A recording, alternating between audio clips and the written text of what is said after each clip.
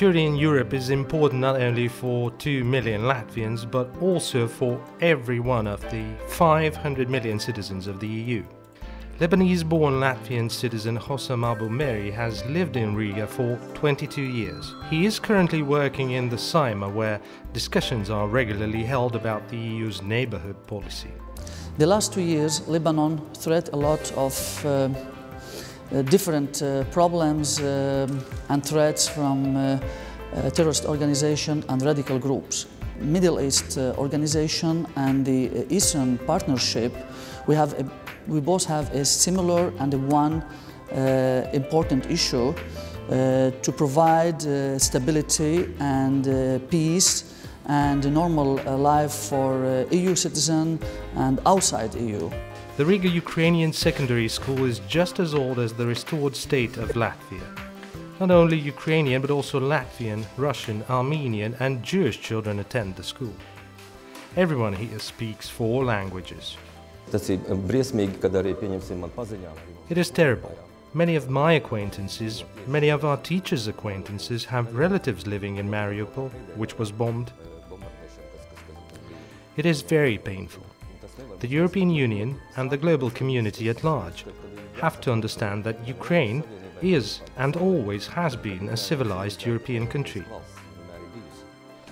These people hold Europe's military security in their hands. Having acquired experience on NATO missions, Lieutenant Colonel Märis Utināns is now commander of the Latvian contingent of an EU battle group. This is a unique instrument for ensuring the security of the EU. The Latvia currently are on the combat readiness for European battle group, and right now we're 160 personnel delegated from the Latvian side. Currently the company and the units are conducting different kind of exercise related to the combat readiness sustainment, which is normal duty for the company. However, when all these directives will be given, we are ready to start our mission as a part of the European battle group, and we will conduct different operations decided by European Union.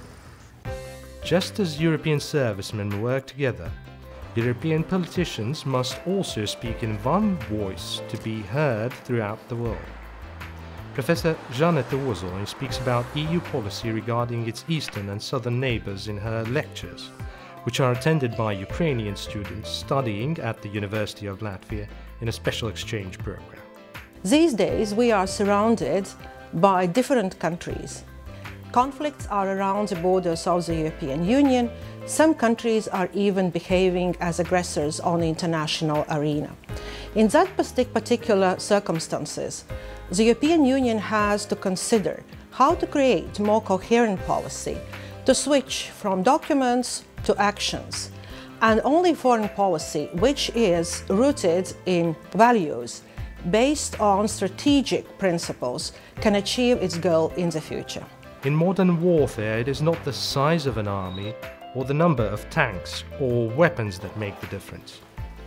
Uģis Libietis knows this. He's a journalist with extensive experience in hotspots around the world, and he follows current events every day. Journalists have always been colleagues, and they are those people who you usually turn to when you go to some different country.